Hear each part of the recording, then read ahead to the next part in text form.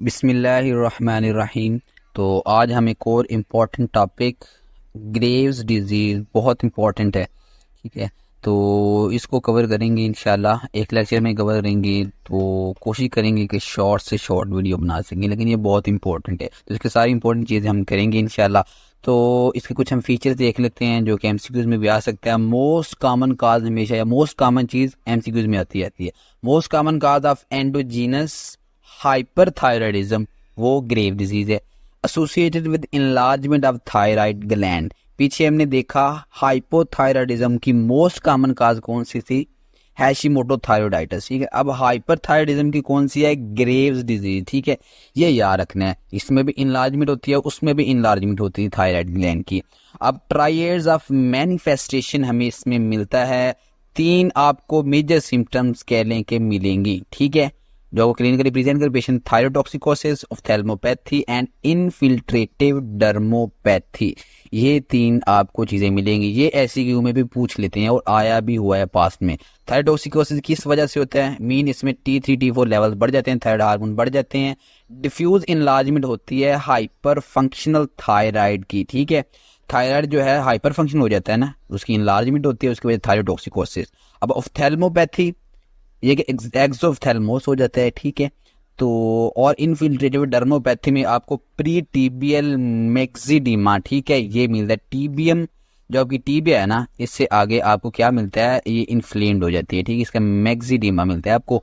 तो उसके बाद ये वुमेन्स जो हैं, मोस्टली जितनी भी हमारी ऑटोइम्यून डिजीजेज हैं, ठीक है, उनमें वुमेन सबसे ज्यादा इफेक्ट होती है, तो 7 टाइम मोर इफेक्ट होंगी। और जेनेटिक प्री डिस्पोजिशन किन में होगी, जिनमें HLA-DR3 जो है वो डिफेक्टिव होगा, ठीक है, ये इन्वॉल्व होता है जीन इसमें। तो अब इसकी पैथोजेनेसिस हम देखते हैं। पैथोजेनेसिस जो है वो इम्पोर्टेंट है इसकी, ठीक है, जो भी टॉपिक इम्पोर्टेंट है वो सारे ही होते हैं, पैथोजेनेसिस भी और उसकी मॉर्फोलॉजी भी। तो इसमें जैसे कि पीछे हुआ हमारे पास हैशिमोटो में ब्रेकडाउन हुई सेल्फ टॉलरेंस की, तो इसमें भी सेल्फ टॉलरेंस की ब्रेकडाउन होगी, ठीक है, और ऑटो एंटीजेंस इसके के खिलाफ, ठीक है। तो मल्टीपल इसमें ऑटो एंटीबॉडीज बनती हैं। हम देखते हैं कि थायराइड स्टिमुलेटिंग हमारे पास वो आएंगी, क्या उसे कहते हैं, एंटीजेंस। दूसरा थायराइड ग्रोथ स्टिमुलेटिंग आपके पास एंटीजेंस आएंगे। और तीसरा आपके पास TSH बाइंडिंग इनहिबिटर्स, ठीक है। तो ये 3 आपके पास एंटीजेंस 3 किस्म के आपको मिलेंगे, जो कि आगे हमारी पैथोजेनेसिस को लीड करेंगे। अब सबसे कॉमन, सबसे ज्यादा हर पेशेंट को मिलता है वो थायराइड स्टिमुलेटिंग आपको क्या मिलती हैं, इम्यूनोग्लोबुलिन्स मिलते हैं, जो कि बाइंड करती हैं TSH रिसेप्टर्स के साथ, ठीक है, TSH रिसेप्टर्स के साथ बाइंड करते हैं। और ये क्या करते हैं, एक्टिवेट करते हैं रिलीज ऑफ थायराइड हार्मोन, ठीक है, उसको प्रोमोट करते हैं। हार्मोन आपको इसको प्रोडक्शन को ज्यादा नहीं करते हैं, मीन पहले स्टोर है जो फोलिकल्स के अंदर, उनको ज्यादा रिलीज करवाते हैं, ठीक है। तो इसका हाइपरथायराइडिज्म ये करवाएंगे, ये थायराइड स्टिमुलेटिंग आपकी जो इम्यूनोग्लोबुलिन होंगी, मोस्टली IgG होती है। उसके बाद थायराइड ग्रोथ स्टिमुलेटिंग जो आपके पास इम्यूनोग्लोबुलिन आती हैं, तो वो भी बाइंड करती थी ऐसे रिसेप्टर के साथ, लेकिन इनका काम मुख्तलिफ है। उधर रिलीज ज्यादा हुई है, ये जो फोलिकल्स की एपिथीलियम होगी उसकी प्रोलिफरेशन ज्यादा करवाएगी, ठीक है। वो प्रोलिफरेशन ज्यादा होगी तो एपिथीलियम से ही हार्मोन प्रोड्यूस होते हैं थायराइड, तो ज्यादा हार्मोन प्रोड्यूस होंगे, that will lead to increase thyroid hormone level. और हमारे पास क्या आएगी, थायरोटॉक्सिकोसिस होगी, ठीक है, यानी हाइपरथायराइडिज्म। तो उसके बाद TSH बाइंडिंग इनहिबिटर, ये बोल्ट है। अब ये प्रिवेंट करेगा TSH को कि वो बाइंड ना करे रिसेप्टर्स के साथ, ठीक है, रिसेप्टर के साथ बाइंड नहीं करेगा तो हमारे पास जो है थायराइड हार्मोन जो है वो रिलीज नहीं होगा, तो थायराइड सेल का जो फंक्शन है वो कंप्रोमाइज हो जाएगा, ठीक है। अब जो थायराइड हार्मोन है TSH जब स्टिमुलेट करता है फिर ही प्रोड्यूस होते हैं, वे प्रोड्यूस नहीं होंगे, ठीक है। तो अब हमारे पास पहली 2 कंडीशन, जो पहली 2 टाइप्स की जो एंटीबॉडीज है वो हाइपरथायराइडिज्म करवाती हैं, और जो थर्ड टाइप है वो हाइपोथायराइडिज्म करवाती हैं, ठीक है। तो ये आपके पास 3 पाथवेज हैं, 3 किस्म की आपके पास एंटीबॉडीज मिलती हैं, ठीक है। मोस्ट कॉमन अगर आपके पास थायराइड स्टिमुलेटिंग होती हैं, तो ये आपकी पैथोजेनेसिस होगी। अब क्लिनिकल फीचर्स, एक तो हमने जो ट्राइएड ऊपर डिस्कस किया वो भी क्लिनिकल फीचर्स में, ठीक है, अब दोबारा डिस्कस नहीं करेंगे। वही थायरोटॉक्सिकोसिस, ऑप्थेल्मोपैथी और इनफिल्ट्रेटिव डर्मोपैथी, इसके साथ पेशेंट प्रेजेंट करता है। उसके बाद ब्लड फ्लो भी बढ़ जाता है क्योंकि साइज बड़ा है इसका आपकी ग्लैंड का, तो ऑडिबल ब्रोट आपको सुनाई देते हैं, और स्टेरिंग गेज और लीड लैग, ये आपकी ऑप्थेल्मोपैथी में ये भी आ जाती हैं, ठीक है। स्टेरिंग गेज नजर आती है और लीड लैग फिनोमिना, तो ये अपने आई में पड़ा हुआ। स्टेरिंग जैसे कोई बंदा घूर रहा है बड़ी बड़ी आंखों से, लीड लैग है जो ऊपर वाला, जब वो नीचे को देखेगा उसका, लेकिन जो आई लिड है वो ऊपर ही रहेगा, that is lead lag phenomena. Okay, तो ये आपका सारा होगा। तो चलें अब हम इसकी मॉर्फोलॉजी देख लेते हैं। तो क्योंकि ये बहुत ही इंपॉर्टेंट टॉपिक है तो इसकी मॉर्फोलॉजी ज़ाहिर बात है कि वो भी इम्पोर्टेंट होगी। पीछे हमने जो हैशिमोटो थायरोइडाइटिस देखी है वो भी एक इम्पोर्टेंट टॉपिक था। उसके बाद ये है ये ग्रेव डिजीज, ठीक है, ये भी इम्पोर्टेंट टॉपिक है। तो इसकी मॉर्फोलॉजी काफ़ी लेंथी है, तो इसमें अगर आप चंद फीचर माइक्रोस्कोपिक और ग्रॉस के लिख लें तो आपकी मॉर्फोलॉजी मुकम्मल हो जाती है, ठीक है। तो हम देखते हैं सबसे पहले हम इसका नेम कैसे, क्योंकि आपको ये एक कब्र नज़र आ रही है जिसे हम ग्रेव कह लें, ठीक है। तो ग्रेव डिजीज़ ही हमारे टॉपिक का नाम है, ठीक है। तो इस डायग्राम को हमने क्या नेम दिया, ग्रेव, ठीक है। तो सबसे पहले हम ग्रॉस इसकी मॉर्फोलॉजी देखते हैं।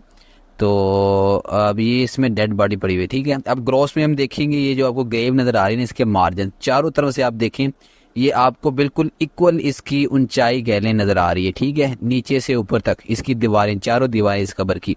तो ये होता है कि इसमें जो आपका थायराइड होता है ना, तो वो आप कह लें कि सिमेट्रिकली इनलार्ज होता है, ठीक है, क्योंकि उसके अंदर जो सेल्स होते हैं वो पूरे थायराइड के सेल जो हैं उनका हाइपरप्लेजिया होता है, ठीक है, ये नंबर में बढ़ते हैं ना, हाइपरट्रॉफी, और उनका साइज बढ़ता है।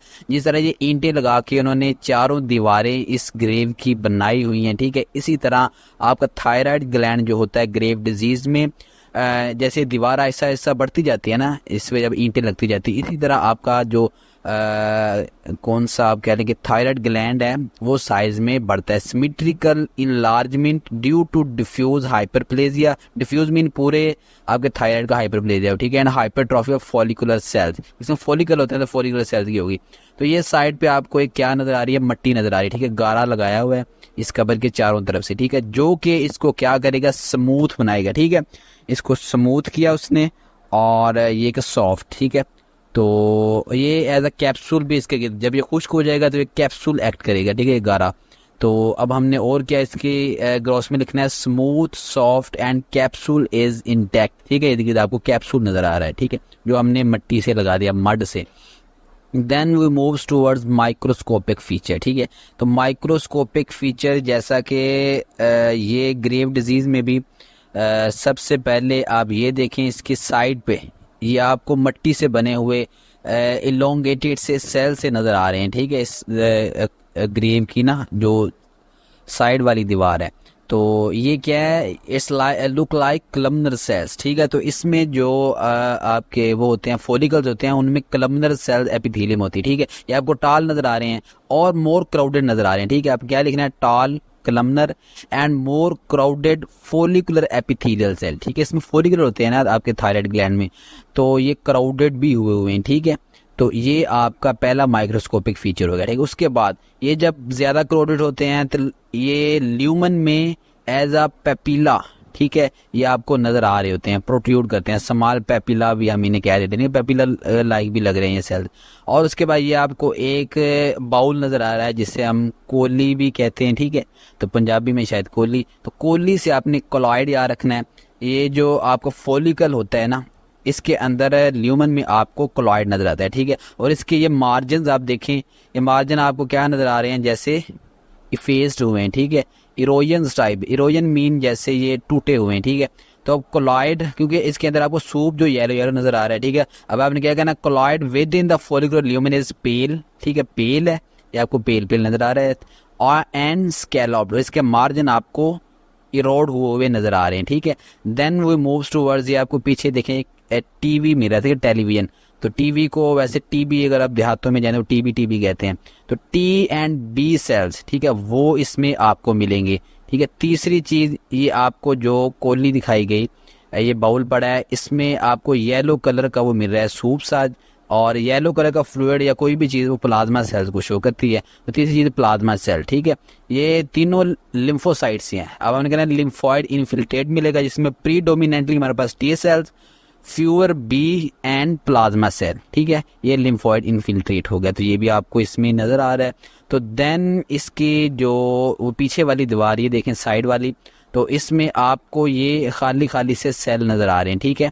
ये खाली सेल जो हैं ये किसको शो करें? जर्मिनल सेंटर्स को। जहाँ पे लिम्फोसाइट होंगे वहाँ पे जर्मिनल सेंटर ज़रूर होंगे, ठीक है। पीछे भी हमने हैशिमोटो में भी देखा, तो ये जर्मिनल सेंटर्स भी इसमें आपको मिलेंगे।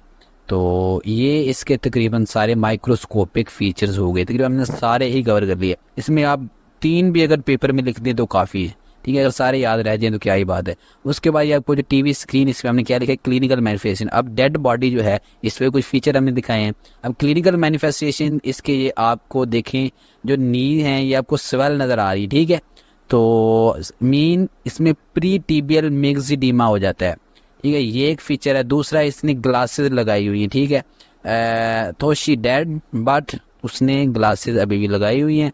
तो इससे आपने क्या कहना? ऑफ्थेल्मोपैथी, ठीक है। मीन इसमें क्या हो जाता है? ऑफ्थेल्मोपैथी में आपको इसमें मिलता है क्या हो सकता है? एक्सोफ्थेल्मोस, ठीक है। हमारे पास 3 इसकी क्लिनिकल मैनिफेस्टेशन होगी। ऑफ्थेल्मोपैथी जिसमें एक्सोफ्थेल्मोस मिलता है, प्री टीबियल मैक्सिडीमा, एंड तीसरी हमारे पास थायरोटॉक्सिकोसिस, ठीक है।